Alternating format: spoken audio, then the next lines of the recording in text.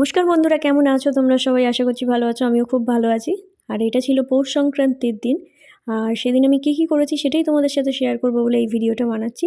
তো তোমরা দেখতেই পাচ্ছ, পিঠে বানানোর জন্য আমি প্রথমেই এই যে চালের গুঁড়িতে জল দিয়ে সব মেখে রেখে দিয়েছি। আর এই যে দেখো, আমি এটা খুলিটাকে বসিয়ে দিয়েছি।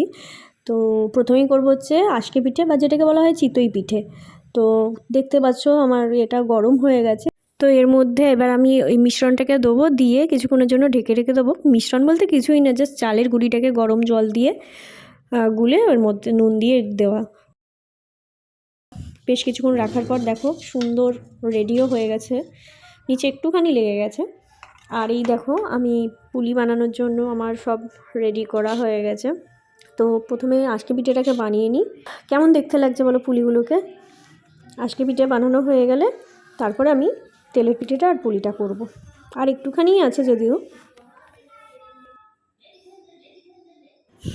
তো আমার আজকে পিঠেও রেডি হয়ে গেছে। এই যে তোমরা দেখতে পাচ্ছ, আমি অলরেডি তেলের পিঠে বসিয়েও দিয়েছি।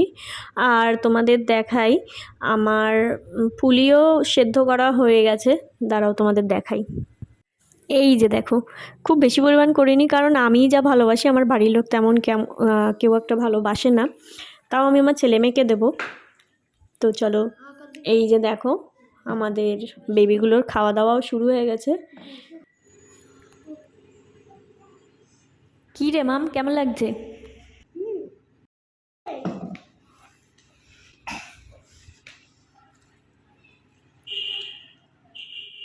তো বন্ধুরা, তোমাদের আমাদের এই ছোট্ট ভিডিওটা কেমন লাগলো? যদি ভালো লেগে থাকে লাইক করো, শেয়ার করো, কমেন্ট করো।